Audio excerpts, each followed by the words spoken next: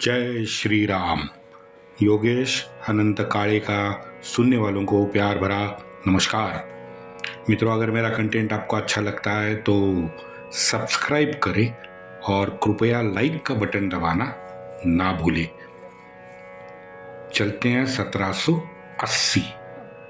मित्रों, 1780 का जनवरी महीना भारतवर्ष में वर्षा लेके उतरा। वैसे नवंबर 1779 से मार्च तक यानी मोटा मोटी ये कितने हो गए, 4.5-5 महीने गोडाड अकेले के दम पे फतेह सिंह के साथ गुजरात में तोड़ फोड़ करके मराठों को लगातार परेशान किए जा रहा था। अपने भाई गोविंदराव से वही पुराना घिसा पिटा जायदाद का झगड़ा। जायदाद के झगड़े के चलते फतेह सिंह गायकवाड़ ने पहली बार गोडाड से मदद की गुहार लगाई। अब अंग्रेजों को वही चाहिए था। अंग्रेजों ने झपट के वो जो उनको चांस मिला था झपट के ले लिया, फतेह सिंह को अपने पक्ष में लिया और फतेह सिंह की जेबें उन्होंने भर दी। अब चलते हैं थोड़े से पुणे की तरफ। फरवरी 1780। फरवरी में जैसा मैंने कहा, माड़वा पे होने वाले खतरे से महादजी शायद अब ज़्यादा सक्रिय दिखने लगे। इतिहासकार महादजी को परिस्थितियों का मारा बेचारा करार देते हैं। मैं बिल्कुल नहीं मानता। महादजी को भाई दक्षिण और पश्चिम दोनों जगह वहां देखना पड़ा। हाँ, तो सत्ता तो महादजी के हाथ में थी। हाँ, तो देखना पड़ा, ठीक है। तो मित्रों, प्रश्न ये है कि महामानव किसे कहना चाहिए या कौन महामानव बनता है? श्री शिवराय को पूरा भारतवर्ष, पूरा विश्व आज महामानव क्यों मानता है? भाई, सर्व प्रकार की कठिनाइयों में से होकर अपनी लक्ष्य की तरफ मार्गक्रमण करने वाला महामानव कहा जा सकता है, क्योंकि उसको अपने लक्ष्य का पता होता है। 1780 में मराठे सिकुड़ते गए थे, हमने देख लिया। हिंदवी स्वराज्य की रक्षा करने में वो अब जुट गए थे, ना कि हिंदवी स्वराज्य का विस्तार करने में वो जुट गए थे। पानीपत के बाद ये बदलाव हमें भूलना नहीं चाहिए मित्रों। वो जो ग्राफ था ना, आलेख जो ऊपर ऊपर जा रहा था, पानीपत के बाद वो नीचे लुढ़कता गया है, इसमें कोई शक नहीं। तो 1780 की परिस्थिति ये थी कि मराठे सिकुड़ती हुई हिंदवी स्वराज्य की रक्षा करने में जुट गए थे। वो जो हमारे डोभाल साहब आजकल कहते हैं ना, डिफेंसिव ऑफेंस, बस वही स्टेटस है वो, डिफेंसिव ऑफेंस। मुझे तो लगता है ये टर्म शायद यही इतिहास देखकर उन्होंने उसकी व्याख्या बनाई होगी, डिफेंसिव ऑफेंस। मित्रों, बाजीराव का एक प्रसिद्ध वाक्य है कि शत्रु को अगर नामशेष करना हो तो उसके जड़ों को काटना पड़ता है, ना कि टहनियाँ या डालियाँ को, क्योंकि डालियाँ और टहनियाँ तो वैसे ही मर जाएगी। शत्रु का समूल नाश करना है तो उसके जड़ पे घाव करो। खैर, परिस्थिति बदल चुकी थी। वैयक्तिक नफा नुकसान से आगे बढ़कर अगर नाना ने जो ये नया संघ बनाया था ना, वो मद्रास या कोलकाता पे अगर जा पाते, वहां पे घाव दे देते। नागपुर वालों को बंगाल में जाने के लिए और क्या चाहिए था बताइए? दे देते ना भाई, उनसे उन दोनों को दे देते। मुदोजी को पैसा चाहिए था, वो उसको मिल जाता। खंडोजी और चिमणा जी को भी पैसा चाहिए था, वो उनको दे देते। दिवाकर पंत तो पैसे के लिए ही अंग्रेजों के पास गए थे, वो उनको दे देते। हाँ, प्रश्न था कि भाई मुधोजी भोसले को छत्रपति किया जाए या नहीं किया जाए। आमने सामने बैठते, घर का मामला था, सुलझ जाता।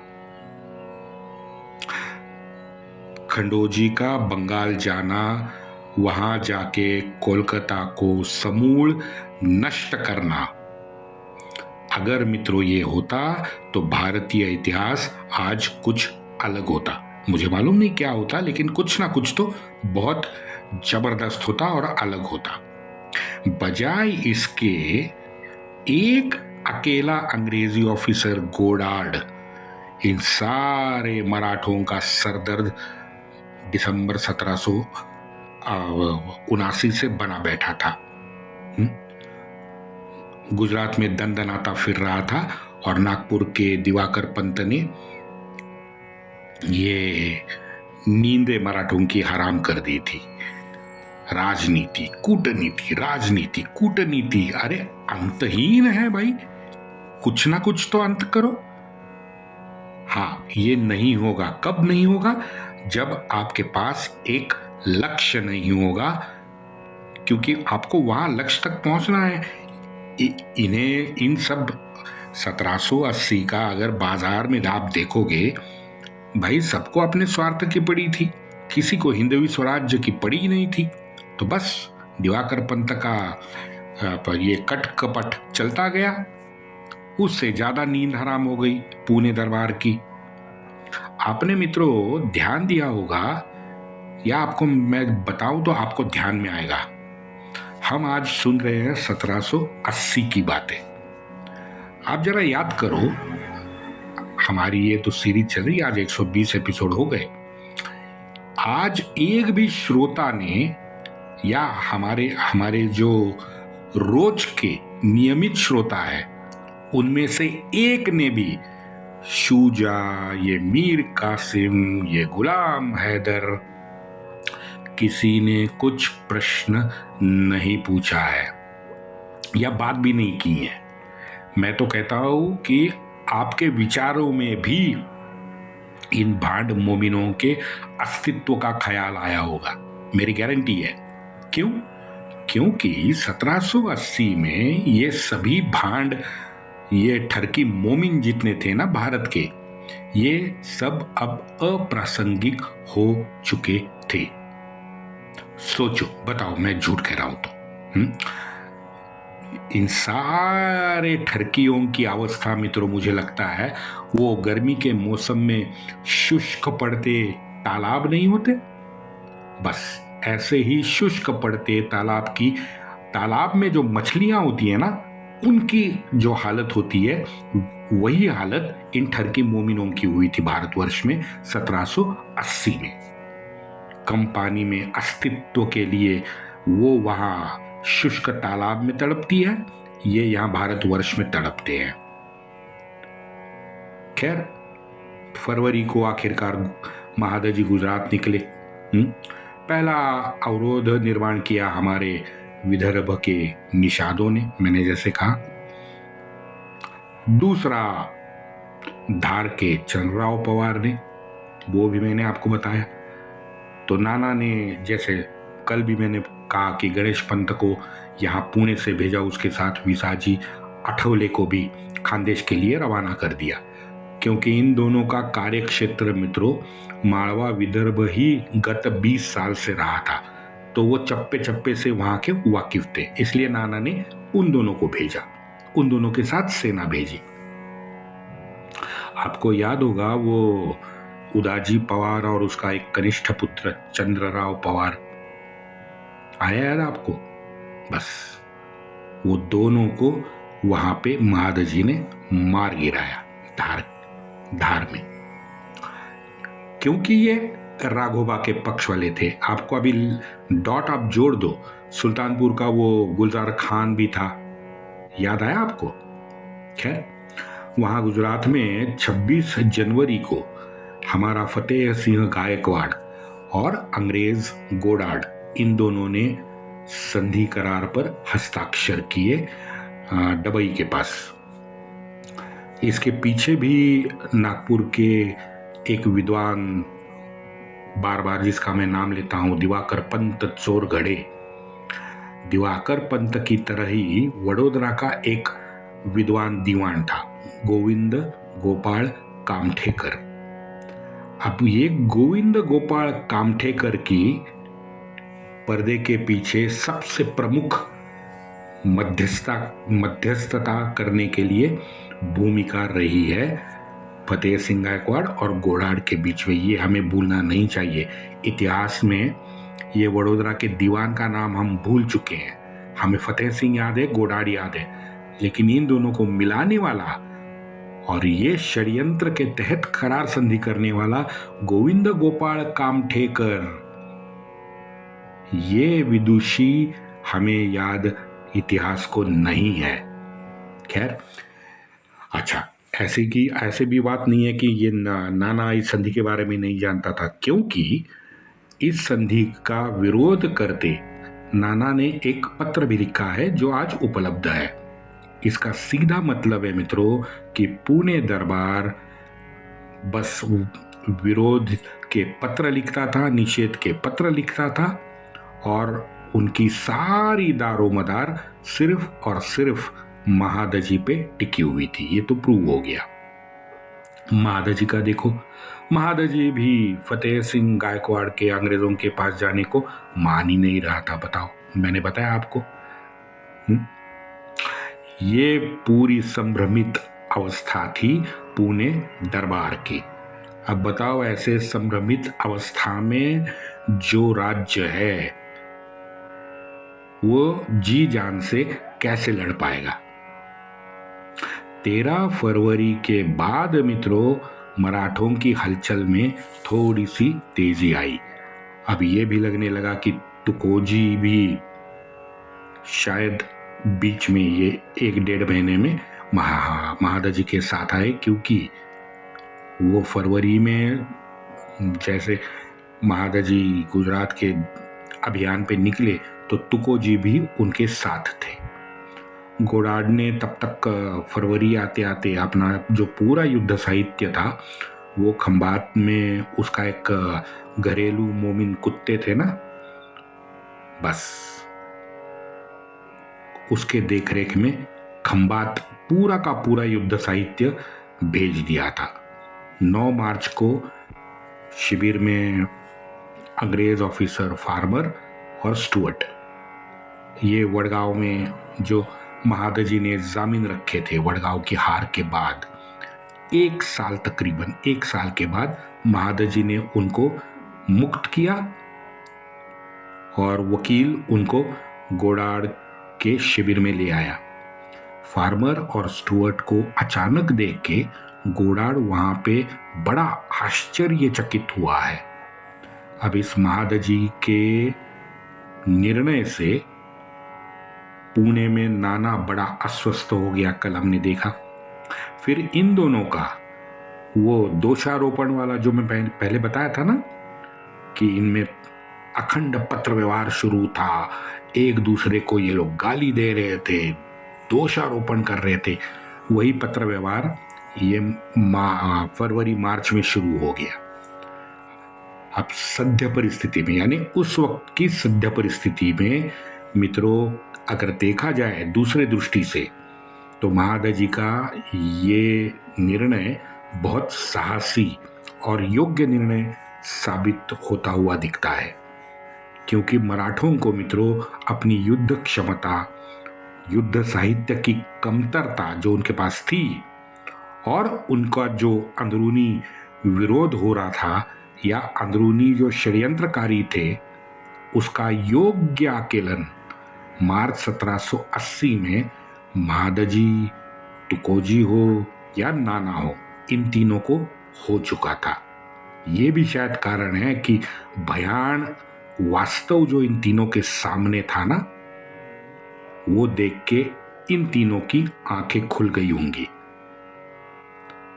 महादजी को आशा तो थी, मैंने कल बताया आपको।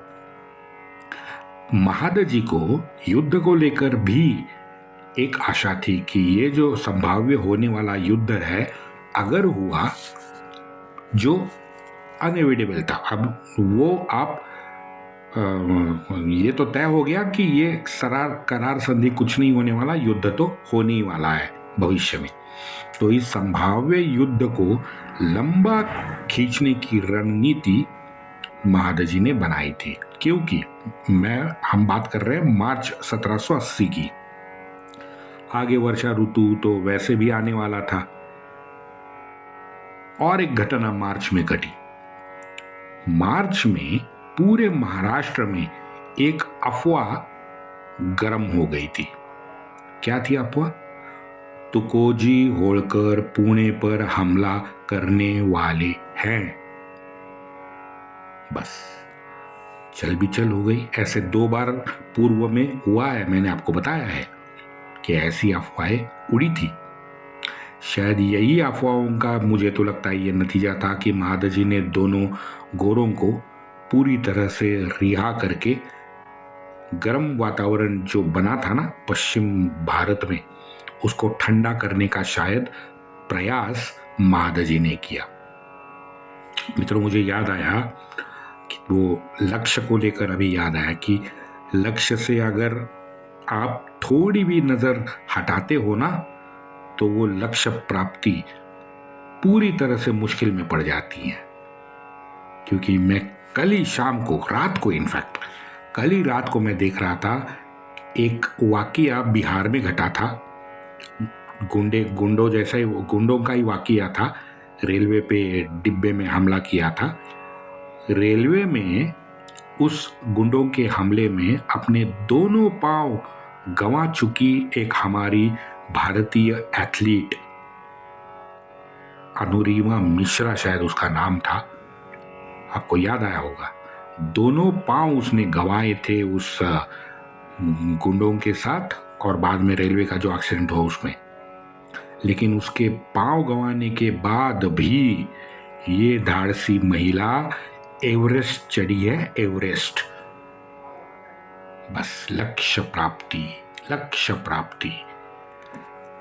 ये जो लक्ष्य प्राप्ति की यात्रा है ना, इस यात्रा के दौरान अपने मन में अगर आपने षड्रिपु को प्रवेश करा दिया तो समझो आपका विनाश निश्चित है।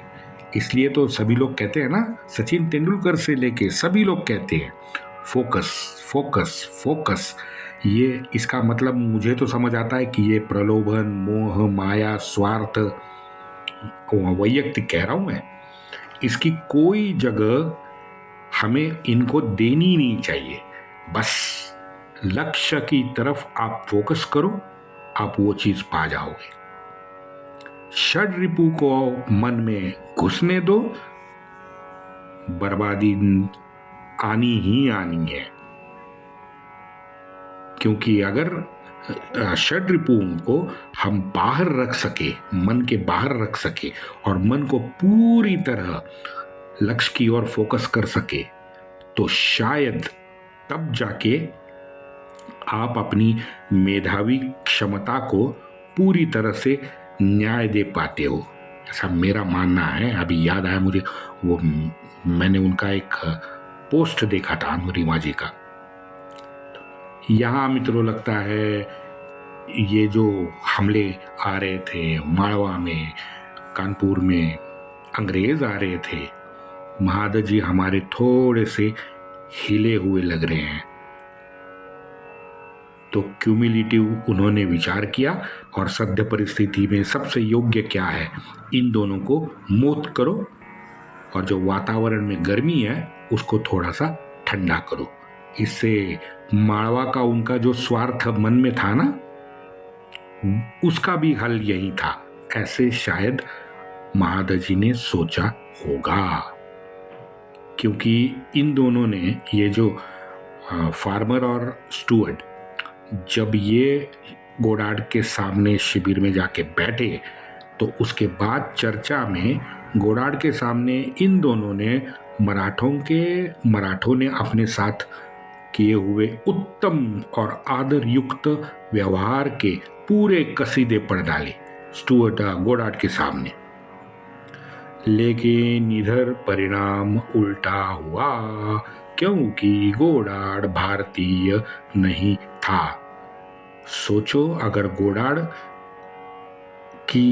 भारतीय होता और ऐसी कहानी इन दोनों से सुनता। हाइपोथेटिकल बात है लेकिन सोचने वाली बात है। अरे बाप रे, वो कुंभ में बिछड़े हुए भाई वो जैसे मिलते हैं ना,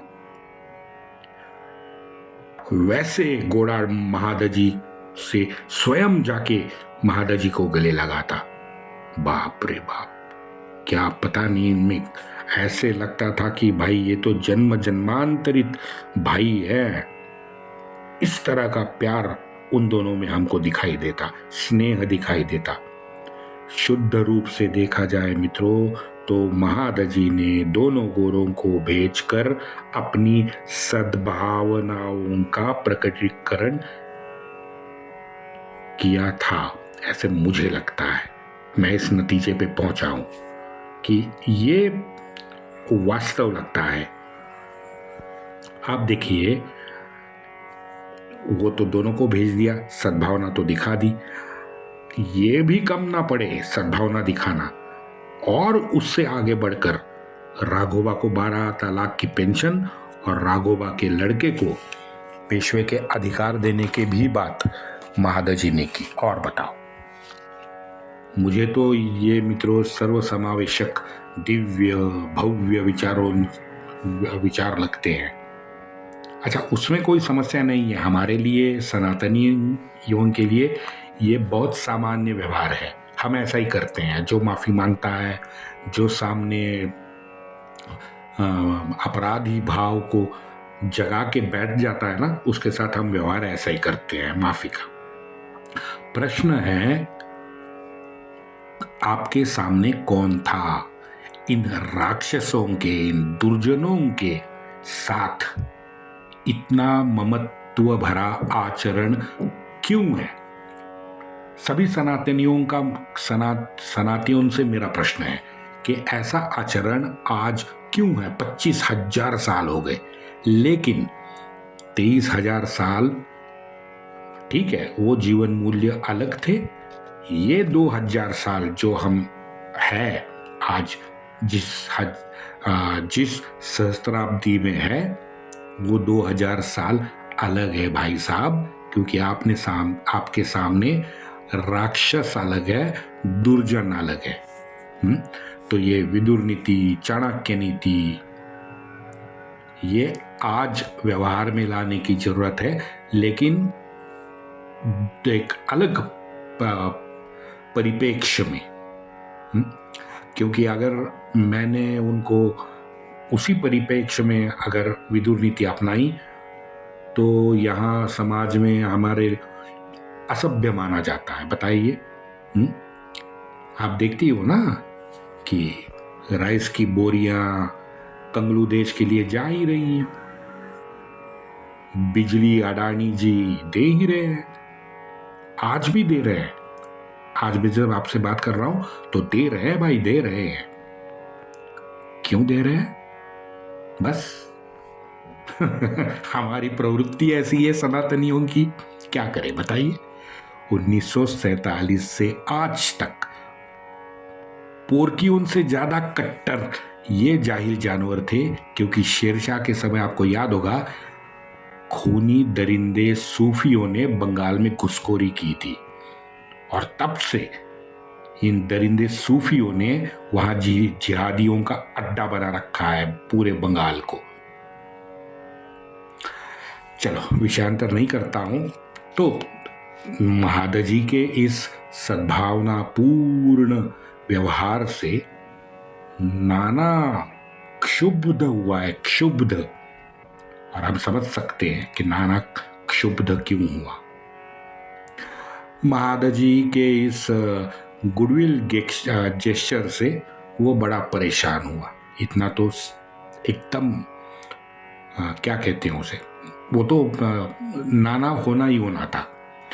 फरवरी और मार्च इन दोनों ने इसमें ही पूरे निकाल दिए। ठीक है, वहाँ गोडाड़ का अभियान शुरू है, वो मराठों के प्रदेश निकल रहा है, लेकिन यहाँ इस चक्कर में इन दोनों ने 2 महीने निकाले, फरवरी और मार्च। मार्च तो जैसे मैंने कहा कि ये 3 पत्र में विनती करते करते इन्होंने निकाले हैं पूरे। अप्रैल में जाकर मराठों ने अंतिमतः लड़ाई आरंभ में शुरू की है। मराठों ने वही पुराना गनिमी कावा नीति, वही नीति अपनाई कि भाई अचानक छोटे छोटे हमले करो और शत्रु के तोपखाने के परिधि के पार जाके छुप जाओ। ये रणनीति थी। 3 अप्रैल को गोडार्ड ने भी वही रणनीति अपनाई। 3 अप्रैल 1780 को गोडार्ड की अंग्रेजी फौज ने महादजी के शिविर पर उसी तरह अचानक धावा बोला, क्योंकि मैंने पहले बताया कि दोनों सेना में अंतर केवल और केवल 8-9 किलोमीटर का अंतर बचा था। दोनों सेनाएं वडोदरा के विश्वामित्री नदी के तट के आसपास ही जमा हो गई थी। यानी वडोदरा शहर से 20-25 किलोमीटर दूर थे और एक दूसरे से 8-10 किलोमीटर दूर थे। गोडार्ड वडोदरा शहर के पास था, महादजी उससे थोड़े दूर थे। आगे शायद एक दूसरे को आजमाते हुए इन दोनों ने 1 महीना सुस्ती में निकाला शिविर में। अब बताइए, गोडार्ड ने गनिमी कावा के तहत हमला किया, गोडार्ड फिर चला गया। उसके बाद 1 महीना, पूरे 27 दिन ये दोनों फौजें 9-10 किलोमीटर के अंतर पे बस पड़ी हुई थी। 3 मई को जाके 1 महीना पूरा हुआ और 3 मई को होळकर से फिर एक बार अंग्रेजों का युद्ध हुआ। इस युद्ध में कुछ छुटपुट लाभ गोडार्ड को मिला, लेकिन गोडार्ड को बड़ी प्रसन्नता हो गई। प्रसन्नता मित्रों, ये छुटपुट जो लाभ मिला ना, उसकी नहीं थी।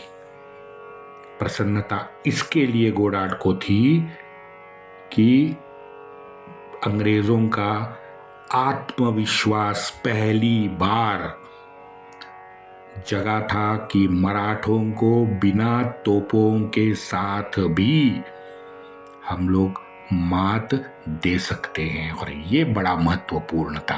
वंदे मातरम।